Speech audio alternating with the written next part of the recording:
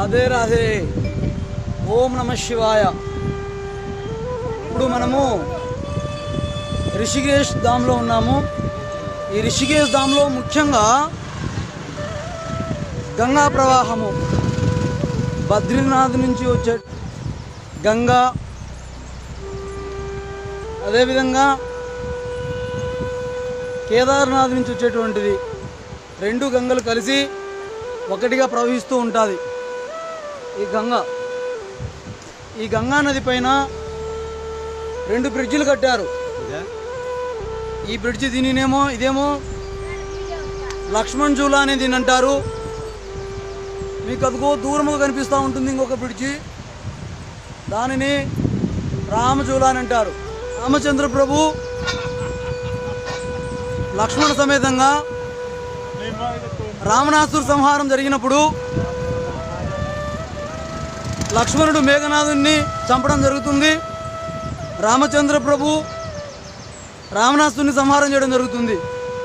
బ్రాహ్మణ హత్య మహాపాతకం కాబట్టి రామచంద్ర ప్రభు యొక్క గురువర్యులు కులగురువు ఈ రిషికేశ్ ప్రాంతంలో మీకు దూరంగా ఒక టెంపుల్ కనపడుతూ ఉంటుంది. అక్కడ ఆ ప్రాంతంలో వాళ్ళని తపస్సు చేయమని చెప్తారు. వాళ్ళిరువురును తపస్సు చేయడానికి ఇక్కడ వచ్చినప్పుడు ఈ గంగా నది ఉధృతంగా ప్రవహిస్తూ ఉంటుంది. ఆ సమయంలో లక్ష్మణుడు కొంచెము కోపము కాబట్టి తన యొక్క బాణంతోటి ఈ బ్రిడ్జిని నిర్మించడం జరిగింది. ఆ కాలంలో వాళ్ళు ఇక్కడ నుంచి దాటుకొని పోయిన తర్వాత ఆ బ్రిడ్జి తిరిగి మాయం చేయడం జరుగుతుంది. కానీ ఇక్కడ ఉన్నటువంటి ప్రజలు ఆ రామచంద్ర ప్రభు లక్ష్మణ ప్రభువుకి గుర్తుగా వాళ్ళు చిన్న చిన్న కర్రలతోటి, ఎదురు బొంగులతోటి ఈ బ్రిడ్జిని నిర్మించడం జరిగింది.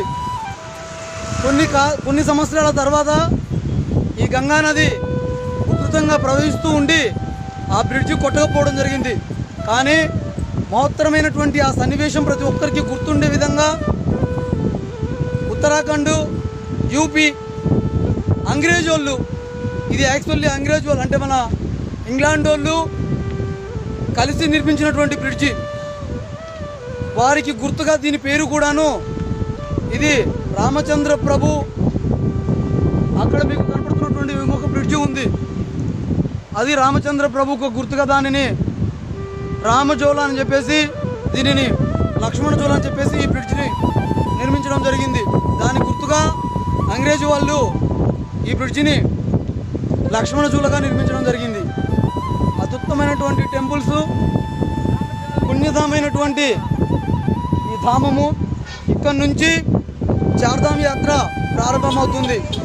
కాబట్టి ఈ చార్ధామ్ యాత్ర ఎక్కడి నుంచి అయితే మొదలవుతుందో ఇది అత్యుత్తమైనటువంటి ప్రాంతము, దైవభూమి, పుణ్యభూమి అని అంటారు ఇక్కడి నుంచి. కాబట్టి ప్రతి ఒక్కళ్ళను ఎప్పుడైనా మీరు హరిద్వార్ వచ్చినట్లయితే హరిద్వార్ నుంచి తప్పకుండా ఒక 23-24 కిలోమీటర్లు ఉంటుంది. తప్పకుండా రిషికేశ్ దర్శించి భవ్యమైనటువంటి గంగానది స్నానము, గంగా తీర్థాన్ని తీసుకొని ఈ క్షేత్రాన్ని చుట్టూన్నటువంటి హిమాలయ పర్వతాలని చూసి సందర్శించి పుణ్యధామాన్ని చూసుకొని ధన్యులు కాగలరని మనవి. జై శ్రీరామ. హరే రామ హరే రామ రామ రామ హరే హరే. హరే కృష్ణ కృష్ణ కృష్ణ హరే హరే.